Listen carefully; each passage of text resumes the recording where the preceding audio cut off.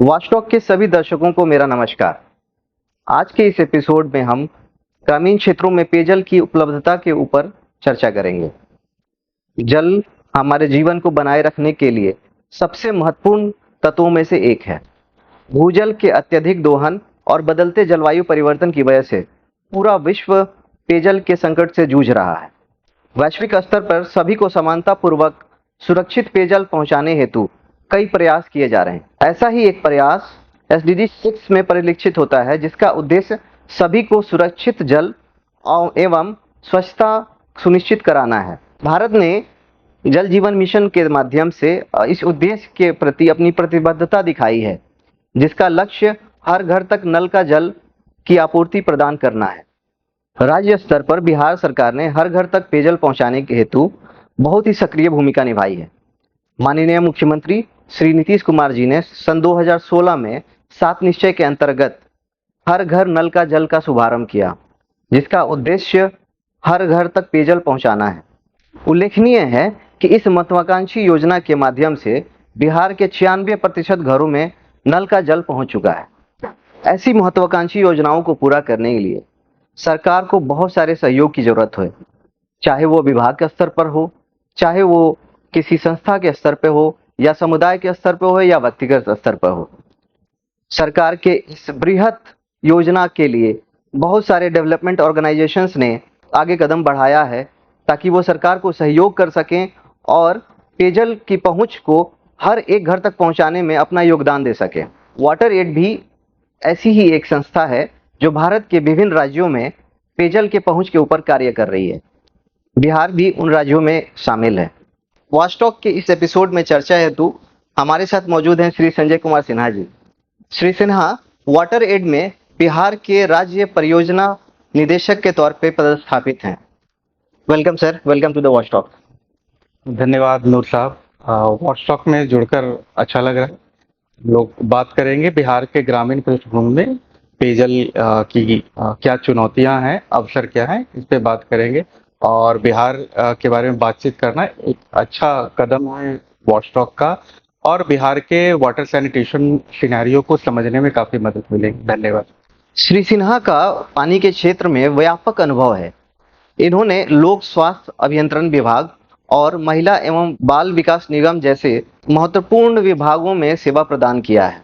इसके अलावा इन्होंने यूनिसेफ जैसे प्रतिष्ठित संस्थाओं के साथ भी कार्य किया है। आइए आज की इस चर्चा को आगे बढ़ाते हैं। सर, सबसे पहले हम चाहेंगे कि हमारे दर्शकों को आप वाटर एड के बारे में थोड़ा रूबरू कराएं, खासतौर पे वाटर एड के द्वारा जो इंटरवेंशंस बिहार में किए जा रहे हैं उसके बारे में थोड़ा सा हम लोगों को बताएं। वाटर एड एक वैश्विक संस्था है, गैर लाभकारी कंपनी के रूप में इंडिया रजिस्ट्रेशन के साथ काम कर रही है, और राज्य के बिहार के खासकर 4 जिलों में बक्सर, भागलपुर, गया, मधुबनी के 51 ग्राम पंचायत और 2 नगर निकायों में वाटर एड काम कर रही। हमारा फोकस मुख्य रूप से पेयजल, स्वच्छता और हाइजीन के बेहतर तरीके हैं उन पे होता है। हम पर्यावरण अनुकूलन, डिजास्टर मैनेजमेंट के दौरान खासकर वॉश की जो प्रायोरिटी है उस पे अपना काम को फोकस करते हैं। हमारा मुख्य उद्देश्य जो समुदाय की संस्थाएं हैं उनको मजबूत करना, उनको सक्षम बनाना और समुदाय को सजग जागरूक बनाना हमारा मुख्य लक्ष्य है। हम आपसे गुजारिश करेंगे कि आप बिहार के ग्रामीण क्षेत्र में जो पेयजल की उपलब्धता है अभी उसके ऊपर थोड़ा सा प्रकाश डालें। बिहार को पेयजल के मामले में काफी संपन्न राज्य माना जाता है, ऐसी धारणा है, लेकिन इसमें चुनौतियां हैं। अगर सरकार के आंकड़ों की बात करें तो 2011 की जनगणना बताती है कि बिहार के 99% आबादी के पास पीने का इम्प्रूव्ड जल स्रोत उपलब्ध था। इम्प्रूव करने का मतलब कि किसी न किसी साधन से वो पानी की उपलब्धता उन तक सुनिश्चित हो रही। खासकर चापाकल की सबसे ज्यादा उपयोगिता बिहार में रही। 2015 में जब बिहार सरकार चुनाव में गई और उसने 7 निश्चय का संकल्प लिया 2016 में, सितंबर 2016 में बिहार सरकार ने हर घर नल का जल निश्चय की शुरुआत की। ये काफी एम्बिशियस प्रोग्राम था, जहां बिहार सरकार कह रही थी कि लगभग 2 करोड़ पॉपुलेशन को, घरों को हम पीने का पानी उनके घर में उपलब्ध कराएंगे। और चुनौतियां भी गंभीर थी। बिहार के रिसोर्सेज की बात करें तो काफी कम रिसोर्सेज थे।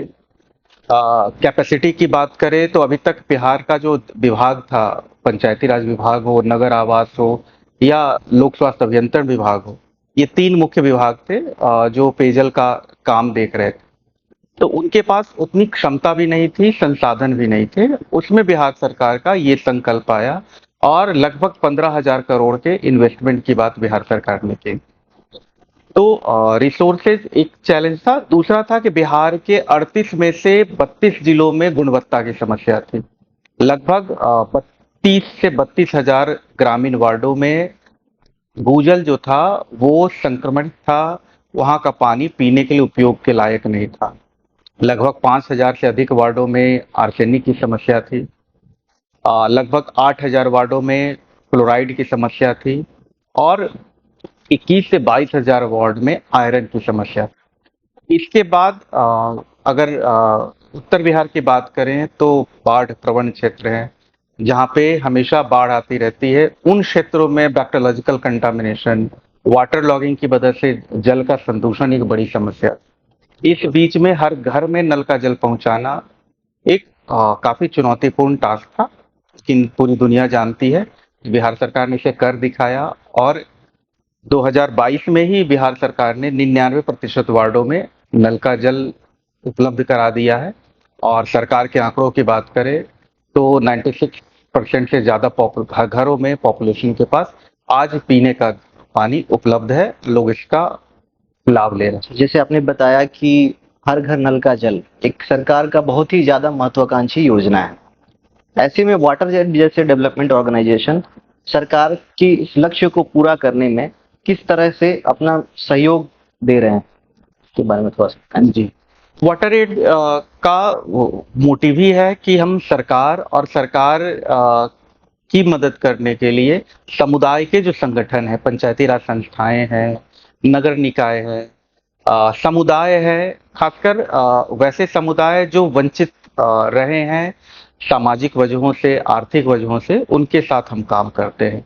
और हमारा मुख्य लक्ष्य है कि हम एक्सेस यानी सेवाओं तक समुदाय की पहुंच बनाएं और सेवा प्रदाता की क्षमता का विकास करें ताकि सेवाएं निरंतर और बाधा रहित चलती रहें। इस उद्देश्य के साथ काम करते हैं। तो नल जल योजना की शुरुआत के साथ ही वाटर एड ने बिहार सरकार के साथ कदम से कदम बढ़ाया और वाटर एड ने बिहार की ही एक ऑर्गेनाइजेशन है, आगा खां ग्राम समर्थन कार्यक्रम, उनके साथ मिलकर समस्तीपुर और मुजफ्फरपुर में छोटी योजनाएं, जिसको मिनी वाटर सप्लाई स्कीम कह सकते हैं, जो 100 घरों को, 120 घरों को पानी देती है, उन योजनाओं को क्रियान्वित किया था।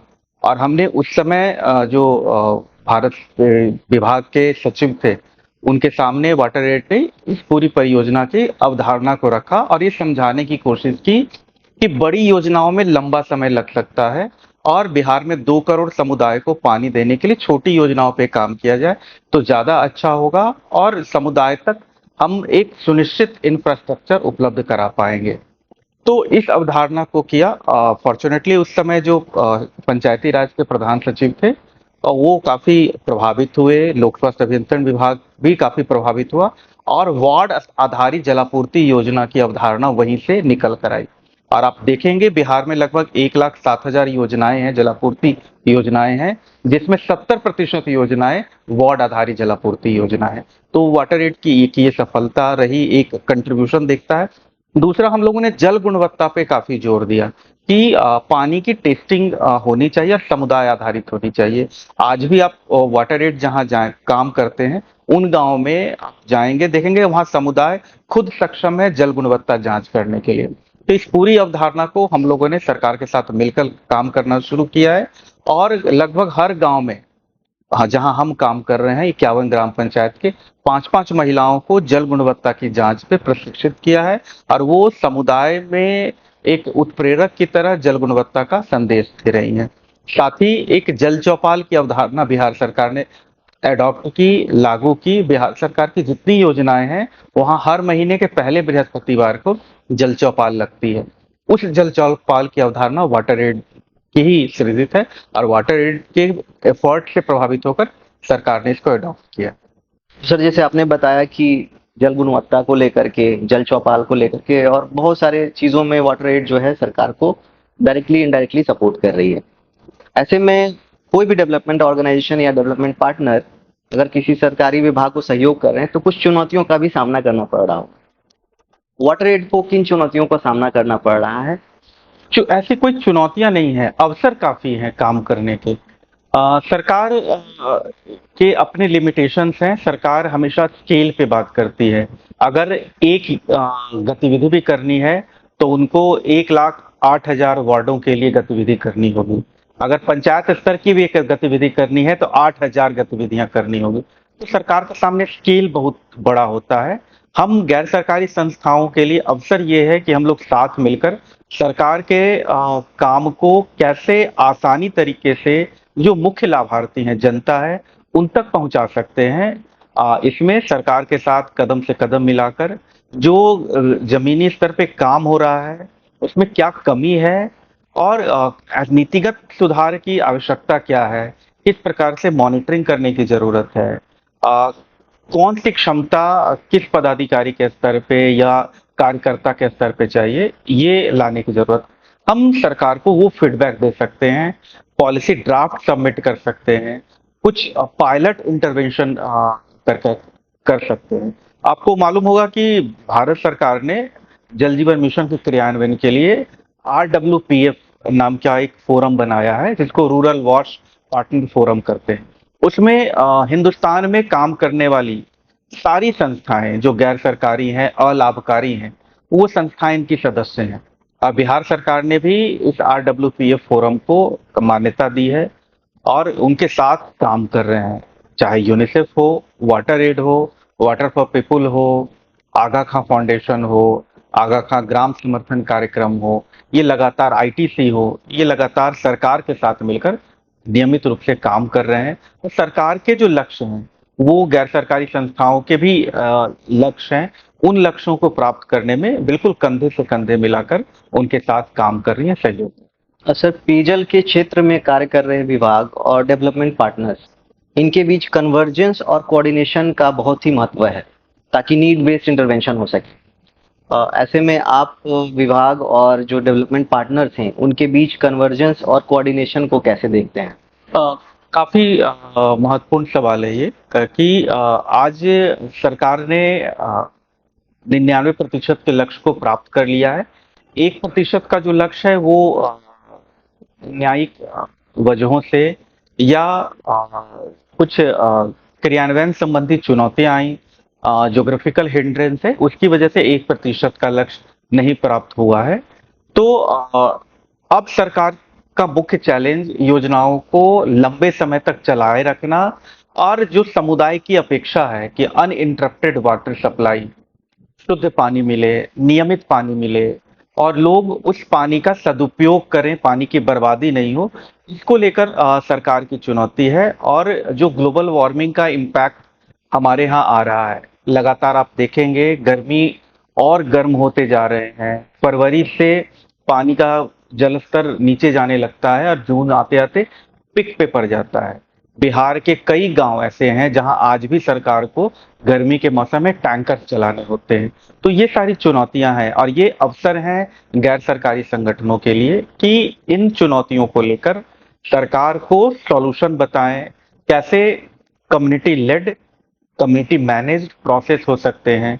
जो असेट सरकार ने क्रिएट किया हर घर नल का जल के अंतर्गत, उसमें कम्युनिटी ओनरशिप कैसे आ सकती है। यूजर चार्जेज जो है, जल उपभोक्ता कर देना है, 30 रुपए का भुगतान करना है उपभोक्ता शुल्क का, वो कैसे बढ़ सकता है ताकि पंचायत का रेवेन्यू बढ़े और पंचायत पेयजल में ज्यादा से ज्यादा इन्वेस्टमेंट कर सके, लोगों के अंदर स्वामित्व की भावना का विकास हो, लोग अपने पानी का सही इस्तेमाल करें, पानी की गुणवत्ता की पहचान करें। तो ये सब क्षेत्र है जहाँ पे गैर सरकारी संगठन सरकार को सहयोग कर सकती हैं और सरकार भी लगातार गैर सरकारी संगठनों के माध्यम से इन मुद्दों पे बातचीत कर कर नीति बनाने की ओर अग्रसर है। एक महत्वपूर्ण प्लेटफॉर्म है, वो है वार्ड क्रियान्वयन एवं प्रबंधन समिति का। आपको मालूम होगा कि पंचायती राज अधिनियम में सरकार ने संशोधन किया और वार्ड सभा और वार्ड क्रियान्वयन एवं प्रबंधन समिति की अवधारणा को इंसर्ट किया और इनकी मौलिक जवाबदेही पेयजल और स्वच्छता की सुनिश्चित की। ये फोरम जो है उस पे काम करने की जरूरत है कि इनको जितना सशक्त बनाएंगे, हमारी जो वॉश की प्राथमिकता है, सबको एक स्वच्छ शौचालय मिले, सबको साफ पानी मिले और सबके लिए बेहतर हाइजीन प्रैक्टिस हो। लोग नियमित रूप से साबुन और पानी से हाथ धोए, इसमें किसी पैसे की जरूरत नहीं है, लेकिन लोगों के व्यवहार में परिवर्तन हो। तो व्यवहार परिवर्तन के लिए भी आंदोलन चलाने में सरकार को ये गैर सरकारी संगठन, अलाभकारी संगठन सहयोग कर सकते हैं। धन्यवाद सर। आपने बहुत ही इम्पोर्टेंट पॉइंट्स पे प्रकाश डाला कि कैसे गैर सरकारी संस्थाएं जो हैं कन्वर्जेंस और कोऑर्डिनेशन के माध्यम से जो भी स्कीम्स हैं, जो भी हमारे जो बड़े लेवल पे प्रोजेक्ट्स हैं, उनको इफेक्टिवली इम्प्लीमेंट करने में सहयोग कर सकते हैं। सरकारी आंकड़े बताते हैं कि बिहार के 96% घरों में नल का जल पहुंच चुका है। आपकी संस्था जो है ग्रास रूट लेवल पे काम कर रही है कुछ जिलों में, बिहार के कुछ जिलों में। सो आपको क्या लगता है कि कुछ गैप है टैप वाटर कवरेज में, और अगर है तो इसको कैसे रिड्यूस किया जा सकता है? काफी महत्वपूर्ण सवाल है आपका कि सरकार के आंकड़े हैं कि 96% से ज्यादा घरों को उन्होंने नल का जल उपलब्ध कराया है। कहीं से इसको कोई चैलेंज नहीं कर सकता है, क्योंकि ये सारे आंकड़े आधार सीडेड हैं। यानी कि सरकार ने जिस व्यक्ति के घर में नल का जल लगा है, उसके आधार कार्ड को लेकर ये उनसे कंसेंट लेने के बाद भारत सरकार के पोर्टल पे उसको रिपोर्ट किया है। ठीक है, लेकिन सच्चाई ये भी है कि लगभग 10% से ज्यादा आबादी तक नल जल नहीं पहुंचा है। पिछले साल माननीय मुख्यमंत्री ने समाधान यात्रा संपादित की थी, राज्य के सभी जिलों में गए थे और एक समस्या चिन्हित की थी कि कुछ टोले, खासकर जो भौगोलिक रूप से दूर दराज हैं, उस वार्ड के हिस्सा नहीं है, वो छूट गए। या कई ऐसे परिवार जिनको शुरुआत में लगता था कि मुझे नल जल का कोई लाभ नहीं है, मेरे लिए उपयोगिता नहीं है, क्योंकि मेरे घर में चापाकल है, तो उन लोगों ने नहीं लिया। लेकिन नल जल का शुद्ध पानी आने से उनके अंदर भी लालच आया, उनके अंदर भी जागृति आई कि हमको नल का जल लेना चाहिए, और उन्होंने अब आवेदन देना शुरू किया कि नल का जल चाहिए। तो दो तरह के छूटे हुए परिवार कह सकते हैं। एक जिनका घर में कनेक्शन नहीं लगा, क्योंकि उस समय उनके इग्नोरेंस किया, उन्होंने उस समय मांग नहीं की नल का जल की, या मना कर दिया कि हमको कनेक्शन नहीं चाहिए। और दूसरे जो भौगोलिक स्थिति के कारण जो पहाड़ पे बसे हुए हैं या हाईवे के दूसरी तरफ है, इस तरफ बड़ी आबादी है, दूसरी तरफ छोटी आबादी है, उनको वो छूटे हुए हैं। तो समाधान यात्रा के बाद बिहार सरकार ने एक बड़ा निर्णय लिया और लगभग 10,000 ऐसे छोटे टोलों की पहचान की जहां पे नल जल नहीं उपलब्ध था, और उनके लिए योजना स्वीकृत की है। योजना पे क्रियान्वयन बिहार सरकार ने ऑलरेडी प्रारंभ कर दिया है। ये तो लोक स्वास्थ्य अभियंत्रण विभाग की बात हुई। इस तरह से पंचायती राज भी अभी डिटेल सर्वे करवा रहा है। लगभग 70% वार्ड जो है पंचायती राज के जिम्मे है, जिनके छूटे हुए परिवार और छूटे हुए टोलों की पहचान की जा रही है, और वहां भी शीघ्र ही नल का जल उपलब्ध कराया जाएगा। तो इस हिसाब से सबको नल का जल मिले, इसके लिए बिहार सरकार कटिबद्ध है और उसके लिए काम भी ऑलरेडी कर रही है। सर, मेरे विचार में सिर्फ पब्लिक इंफ्रास्ट्रक्चर तैयार करना ही पर्याप्त नहीं है। बिहेवियर चेंज और सस्टेनेबिलिटी इंश्योर करना भी उतना ही इम्पोर्टेंट हो जाता है, चाहे वो नल जल से संबंधित स्कीम्स के कुएं के संदर्भ में हो या शौचालय के संबंध में। वाटर एड किस प्रकार से व्यवहार परिवर्तन और सस्टेनेबिलिटी को इंश्योर करने के लिए प्रयासरत है, इस पे थोड़ा सा हम जानना चाहेंगे आप। ये काफी अच्छा अवसर दिया आपने ये सवाल पूछकर। व्यवहार परिवर्तन एक महत्वपूर्ण मुद्दा है, खासकर जब आप इंफ्रास्ट्रक्चर डेवलप कर रहे हो तो उस इंफ्रास्ट्रक्चर का कैसे उपयोग करें सेवा प्रदाता के स्तर पे और उपभोक्ता के स्तर पे। मैं जानबूझकर यहाँ पे लाभुक या बेनिफिशियरी का नाम नहीं ले रहा हूं, मैं यहाँ उपभोक्ता कह रहा हूं। उपभोक्ता ग्रामीण समुदाय को भी ये समझना पड़ेगा कि जब हम उपभोक्ता बनते हैं तो सर्विसेज आपके इंटाइटलमेंट में आती। एक अच्छी सेवा मिले, एक अच्छा परिवेश, साफ सुथरा माहौल, पीने का साफ पानी नियमित और निर्बाध रूप से आपसे मिलता रहे, ये एक महत्वपूर्ण एजेंडा है। तो इसमें वाटर एड काफी सजग है और एक अप्रोच जिसको हम लोग बोलते हैं social art for behaviour change, यानी सामाजिक कला के माध्यम से व्यवहार परिवर्तन की बात कहते हैं। हमारे जीवन में खासकर भारतीय संस्कृति की बात करें, बिहार की संस्कृति की बात करें, तो हर परिवार, हर गांव, हर जिला और पूरे राज्य की विविध सांस्कृतिक पहचान है और हम उस सांस्कृतिक पहचान से के साथ जी रहे हैं। लेकिन आधुनिकता का असर है कि कुछ सांस्कृतिक पहचान हमारी छूटे भी हैं। जट जटिन, झिझिया, डोमकच, कई ऐसी सांस्कृतिक परंपराएं हैं, लोकगीत हमारे हैं, पूरे जीवन के संस्कार से जुड़े हुए हैं। तो वाटर एड का मानना है और खासकर एक हमारा पार्टनर सहयोगी संगठन है वंडर फाउंडेशन, उसने पूरी दुनिया में एक्सपेरिमेंट किया। उस एक्सपेरिमेंट के बाद उन्होंने ये निष्कर्ष निकाला कि सामाजिक कलाओं के माध्यम से व्यवहार परिवर्तन को हम लोग सुनिश्चित कर सकते हैं और इसको हम लोगों ने राज्य के 2 जिलों गया और मधुबनी में क्रियान्वित भी किया। हम समुदाय के बीच जाते हैं और व्यवहार परिवर्तन की कौन-कौन सी बाधाएं हैं उसकी पहचान करते हैं और पहचान करने के बाद बिल्कुल वैज्ञानिक तरीके से उनको दूर करने के लिए क्या कम्युनिकेशन, क्या संचार उनके सामने लाए जा सकते हैं, क्या विकल्प बनाए जा सकते हैं, हम लोग काम करते हैं। कल्पना कीजिए कि आप एक ऐसे गांव में रहते हैं जहां पे पीने का सिर्फ एक साधन उपलब्ध है और शौच की कोई सुविधा उपलब्ध नहीं है। तो अगर आप आंख बंद करेंगे तो आपको एक विजुअल दिखाई देगा कि हर जगह मल फैला हुआ है और जहां पीने का एक साधन है, चापाकल है, वहां बहुत भीड़ लगी हुई है बाल्टी की और झगड़ा हो रहा है। वहां पे गर्भवती माँ भी खड़ी है, बीमार बुजुर्ग भी खड़े हैं, बच्चे भी खड़े हैं और एक अब्यूजिव इन्वायरमेंट बोलते हैं जहां पे हर किसी को जल्दी पानी ले जाने की होड़ लगी हुई है, वो है। और किसी का पैर मल में पड़ रहा है, बच्चे बीमार हो रहे हैं, वैसे स्थिति है। दूसरा सिचुएशन ये आता है कि सरकार ने अपने प्रयास से बिना समुदाय को शामिल किए हुए वहां पे शौचालय बनवा दिया और नल भी लगा दिया, लेकिन कुछ दिनों तक चला क्योंकि सामुदायिक स्वामित्व नहीं था, तो उसके बाद वो बंद हो गया। फिर समुदाय मजबूर हो गया एक जल स्रोत पे जाने के लिए और शौचालय का उपयोग करने के लिए। ये पूरे वॉश सेक्टर की पुरानी कहानी है।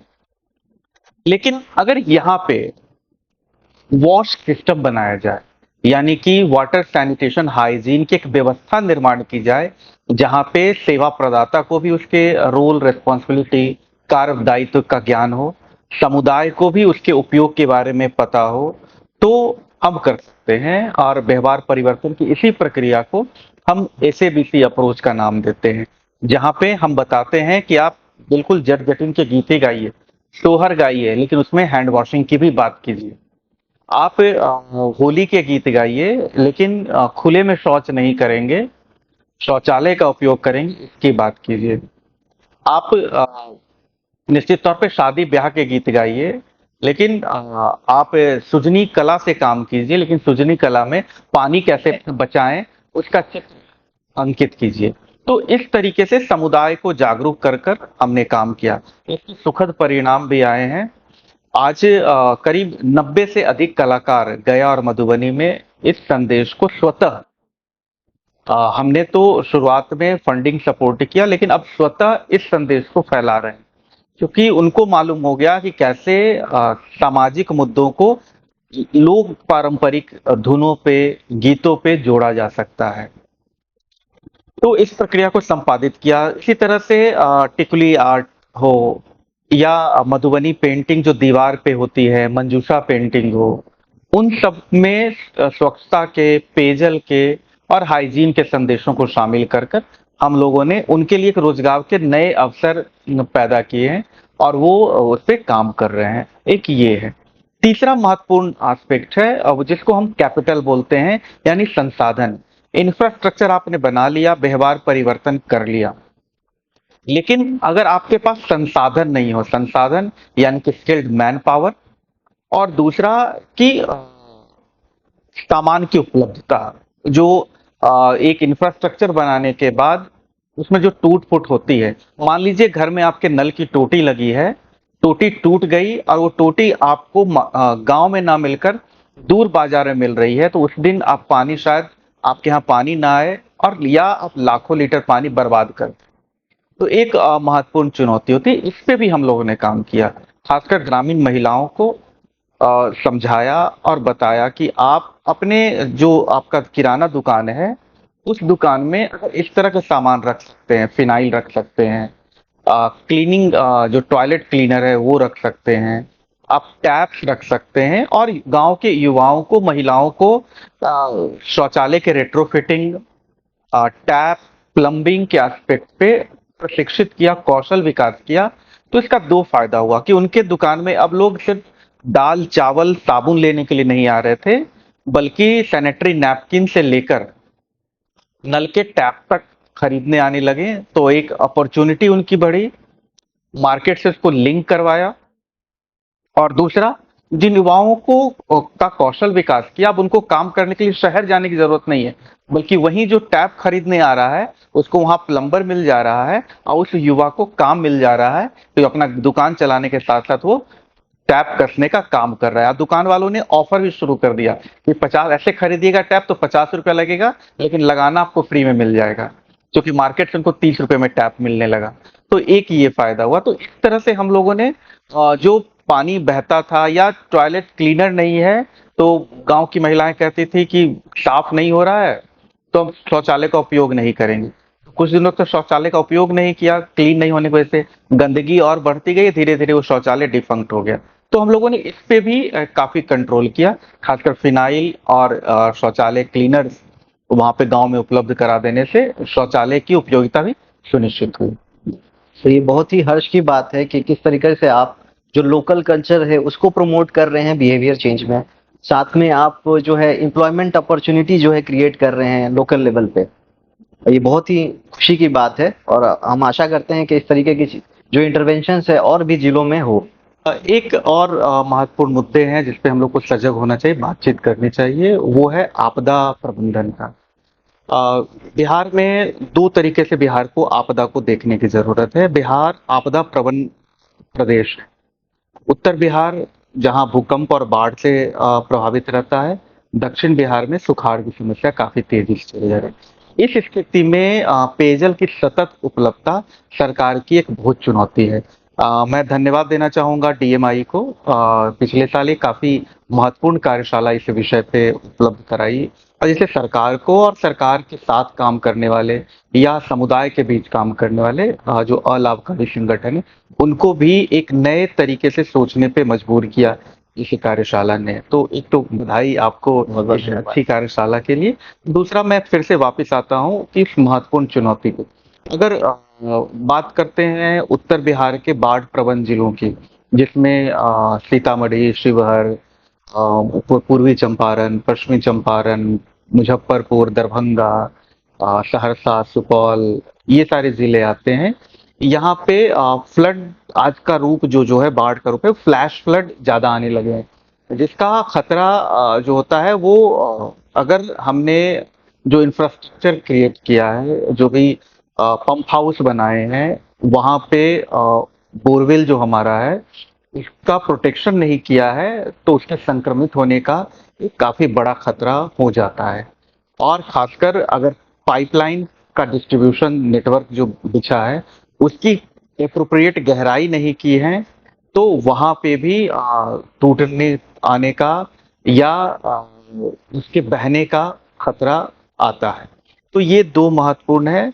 अगर लंबे समय तक हमारा बोरिंग जो है पानी में डूबा रहा, तो बैक्टीरियोलॉजिकल कंटामिनेशन की व्यापक संभावनाएं हैं। बिजली काट दी जाती है तो स्वच्छ पानी नहीं मिल पाएगा, इसकी संभावना है। तो आपकी उस कार्यशाला के बाद विभाग ने इस पे काफी गंभीरता से सोचा और विभाग जिन संवेदकों के माध्यम से योजना चला रहा है उनको खासकर इंस्ट्रक्शन इशू हुए कि वहां पे डीजी सेट रखा जाए, जो बाढ़ वाले क्षेत्र में जहां वाटर लॉगिंग क्षेत्र है वहां पे डीजी सेट स्टैंड बाई में रखा जाए, यानी कभी भी ऐसी संभावना हो तो जून से लेकर सितंबर के महीने तक वहां डीजी सेट ऑलरेडी रहेगा और वाटर सप्लाई सुनिश्चित की जाएगी। और दूसरा कि बोरिंग का पानी डूबे नहीं, वहां प्रोटेक्शन वॉल बनाने का भी आदेश गया और उसको पालन भी किया गया। तीसरा जो महत्वपूर्ण एस्पेक्ट है वो पूर्णिया कमिश्नरी के जो जिले हैं वहां पे तेज हवाओं और तूफान का खतरा रहता है। और आपको मालूम है कि हर घर नल की जल योजनाओं में पीवीसी के टैंक लगे हैं और उनके अगर किसी भी स्थिति में वो खाली रहा और तेज हवा चली तो एक बड़ा एक्सीडेंट होने की संभावना रहती थी, उड़ने की संभावना रहती थी। खासकर जो आयरन बार के जो स्टील स्टेजिंग की है सरकार ने उसमें भी संभावना होती थी कि वो टिल्ट हो सकता है। इसके प्रोटेक्शन के लिए भी सरकार ने काफी व्यवस्था की और उसको सुरक्षित किया है कि ताकि तेज हवाओं से रोका जा सके। अब आते हैं दक्षिण बिहार की बात करते हैं, जहां पे गर्मी के दिनों में पानी लोगों को मिलने में दिक्कत होती है, चापाकल तेजी से सूखने लगते हैं तो समुदाय की निर्भरता सीधे जलापूर्ति योजना पे चली जाती है और सरकार को चैलेंज आता है कि बोरिंग मोटर्स जो हैं वो जल गए, वाटर देने की जो कैपेसिटी है वो घट गई। तो इस संभावनाओं के लिए तो सोर्स सस्टेनेबिलिटी के एस्पेक्ट पे सरकार ने काम करना शुरू किया है। आप देखेंगे शहरी क्षेत्रों में जैसे राजगीर में गंगा जल का पानी पहुंचाया गया, उससे से दक्षिण बिहार के 7 जिलों में जो डैम है या नदियां हैं उनसे पानी पहुंचाने का काम शुरू हो रहा है और डिपार्टमेंट इसमें लगातार इस दिशा में काम कर रहा है कि कैसे सरफेस वाटर को हम ज्यादा इस्तेमाल करें, बड़े रेन वाटर कैचमेंट टैंक बनाए जाएं ताकि वर्षा का पानी जो बह जाता है वो एक जगह इकट्ठा रहे और वो परकुलेट कर कर जमीन के अंदर जाए और ग्राउंड वाटर रिचार्ज हो। तो इस दिशा में काम हो रहा है, लेकिन अभी भी इसमें काफी काम करने की जरूरत है और वैज्ञानिक तरीके से काम करने की जरूरत है। एक आपके फोरम से एक महत्वपूर्ण मुद्दे की तरफ आपका ध्यान आकृष्ट करना चाहूंगा। ये मुद्दा है रिमोट सेंसिंग का, कि जब तक हम पूरे ग्राउंड वाटर की एक्यूफर मैपिंग नहीं कर लेते हैं तब तक हमको पता नहीं लगेगा कि कौन सा क्षेत्र जो है वो जल संकट प्रभावित क्षेत्र है और कहाँ सरप्लस पानी है। अगर इसकी मैपिंग सरकार के पास उपलब्ध होगी तो सही तरीके से नियोजन कर पाएंगे और योजना चला पाएंगे। सर, जैसा कि अभी आपने बताया कि बाढ़ जैसे आपदा की स्थिति में पीने का जो पानी की आपूर्ति है वो कॉम्प्रोमाइज हो जाती है। ऐसे में हम आपसे जानना चाहेंगे कि सरकार तो बहुत सारी चीजें कर रही है, लेकिन समुदाय को पीने के पानी को लेकर किन बातों को खास तौर का ध्यान रखना चाहिए? समुदाय के लिए जरूरी है कि पानी का सही भंडारण करें। अभी एक स्टडी हुई है जिसमें ये आया है कि बिहार के 70% जो ग्रामीण आबादी है वो पानी प्लास्टिक के कंटेनर में रखती है। आपको मालूम है कि जब प्लास्टिक कंटेनर में पानी रखते हैं और उसकी नियमित सफाई नहीं करते हैं तो अलगी के आने की संभावना रहती है और जहां अलगी होगी वहां बैक्टीरियल संक्रमण होगा और एक डायरिया की तरफ ले जाएगा। आज भी डायरिया बिहार के लिए एक बड़ा सिरदर्द है। हजारों बच्चे डायरिया की वजह से माल नरिश कुपोषण के शिकार होते हैं, कई बच्चे की मृत्यु हो जाती है और डायरिया पे थोड़ी सी जागरूकता से हम लोग बचाव कर सकते हैं। तो जिस बर्तन का इस्तेमाल कर रहे हैं वो बर्तन साफ सुथरा हो और प्लास्टिक के कंटेनर को अगर अवॉइड कर सके, छोड़ सके तो एक काफी अच्छा रहेगा। घर में दूसरे साफ बर्तन में पानी को रखें और सरकार ने जो नल जल की योजना लगाई उस पानी का उपयोग करें तो ज्यादा सही रहेगा। किसी भी योजना के इम्प्लीमेंटेशन को लेकर के समय दर समय जमीनी हकीकत की भी जानकारी लेना बहुत इम्पोर्टेंट हो जाता है, ताकि समय पर जो है इम्पोर्टेंट स्टेप्स लिया जा सके और कुछ गैप आ रहा है या कुछ कमी आ रही है उसको दूर किया जा सके। तो जो डीएमआई जैसी शैक्षिक संस्थाएं हैं वो रिसर्च स्टडी के माध्यम से इन गैप्स को दर्शाने की तरफ काम करती हैं। सर, आपके विचार में आप डीएमआई जैसे संस्थाओं को सरकारी जो स्कीम्स हैं उसके इम्प्लीमेंटेशन में किस तरीके का रोल देखते हैं इन फ्यूचर? नहीं, काफी महत्वपूर्ण सवाल है और जवाब इसको 2 तरीके से देखना चाहिए। एक तो जब सरकार पब्लिक मनी का इस्तेमाल कर रही है तो सोशल ऑडिट की अवधारणा जो आई है, वो ज़रूर सरकार को जाना चाहिए पंचायत के पास, समुदाय के पास, कि सामाजिक अंकेक्षण करे और जो खासकर रिसर्च स्टडी के क्षेत्र में काम करने वाले संस्थान हैं, जैसे डीएमआई हो, उनको भी इस दिशा में कई तरह की स्टडी की ज़रूरत है। एक तो प्रैक्टिसेज़ समुदाय के जो बिहेवियर हैं, सर्विस प्रोवाइडर का बिहेवियर जो है, उसको समझने की ज़रूरत है। कल तक एक डिपार्टमेंट जो सरकार है, सरकार के पदाधिकारी आते हैं, वो योजना को बेनिफिशियरी तक पहुंचाने के मोड में रहते हैं कि योजना का लाभ मैंने दिया। जबकि वाटर सप्लाई और सैनिटेशन लाभ देने का नहीं, बल्कि सेवा देने का काम है कि you have to act as the service provider, not as the grant maker और इंफ्रास्ट्रक्चर क्रिएटर।